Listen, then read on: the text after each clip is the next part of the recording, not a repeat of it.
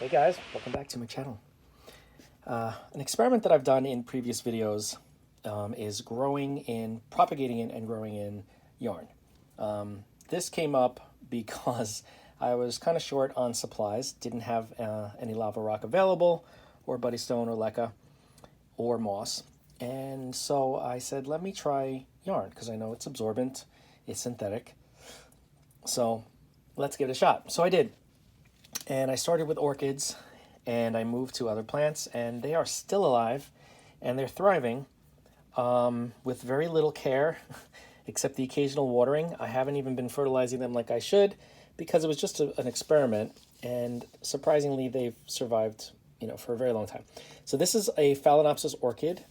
You can see some of the roots have started to grow around in the bottom a little bit.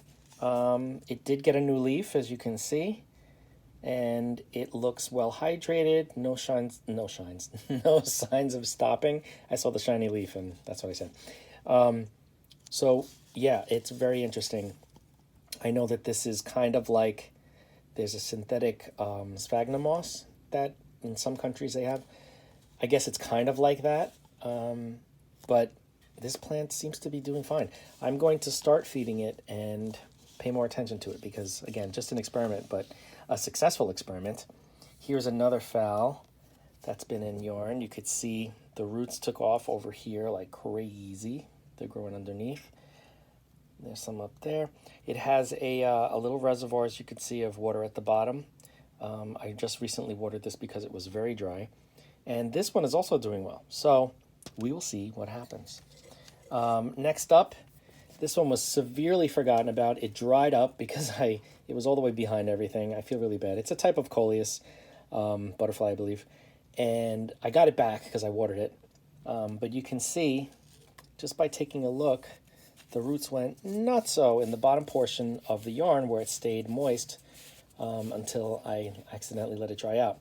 But it's watered again. It's coming back. There's also a new little puppy showing up here, as you can see down there. But these seem to thrive pretty well. We'll see what happens. Staying on Coleus, let's go to this one here. This one is a wasabi. This is just a cutting. No roots. It's a fresh cutting. It's been a few days. But as you can see, it's not wilting at all. And there are plenty of leaves on there. Usually when you have this many leaves on a cutting, especially Coleus cutting, if they're not submerged in water, plain water, they will wilt. And even sometimes in water they'll wilt if there's this many leaves, because they lose too much moisture through the leaves and there aren't any roots to absorb moisture. But the stem is long enough that I guess most of the stem is able to absorb the moisture in the yarn, so it never wilted. And I'm pretty sure that there are roots starting to sprout already as we speak. So yeah, that's that one. This was a cutting that I took a few cuttings. This is fishnet stockings, and I had some in water, some in perlite, and they were not doing well. They started to rot. For some reason, fishnet stockings, Coleus, I've had trouble with just getting them to propagate. It's like they're very temperamental, and if I look at them the wrong way, they'll start to rot.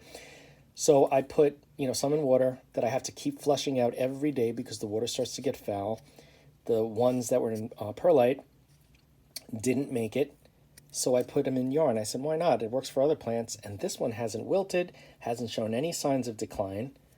I know it's like a pretty sterile environment in there, but it's nice and moist. So let's see what happens. I'm very excited. This could be my saving grace when it comes to propagation. Next up, we have a Philodendron. This is a Hartley Philodendron, lemon lime. You can see it started to sprout babies everywhere. And I'm sure there are roots somewhere in here. I haven't been able to look for them, though. So that's that one.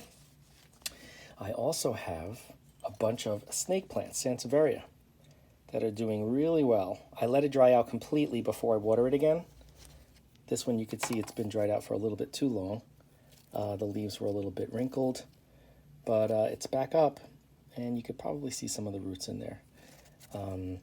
These have been very, very neglected, these Sansevierias in particular, because I know that they can withstand so much that I kind of put them to the side while I was working on other plants that were a little more needy, forgot about these, and they were completely dry. So I soaked them up, watered them, and they seem to be bouncing back. They're doing fine. Last but not least, in my yarn garden is a Haworthia.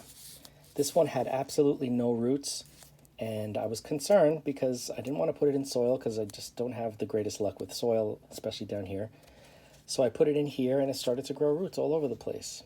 You can see the roots there, root there, and other places there.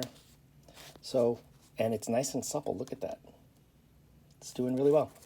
So my thoughts on this whole experiment are it does prove to be beneficial for propagating, possibly for growing for certain plants. We will see. But definitely for propagating, if done correctly and it's not too sopping wet, helps plants root pretty quickly. If you have any questions about my yarn garden or this experiment, just give a holler, leave a comment, share, subscribe if you haven't. Hit the bell if you want to be notified when I upload, and I will see you in the next video.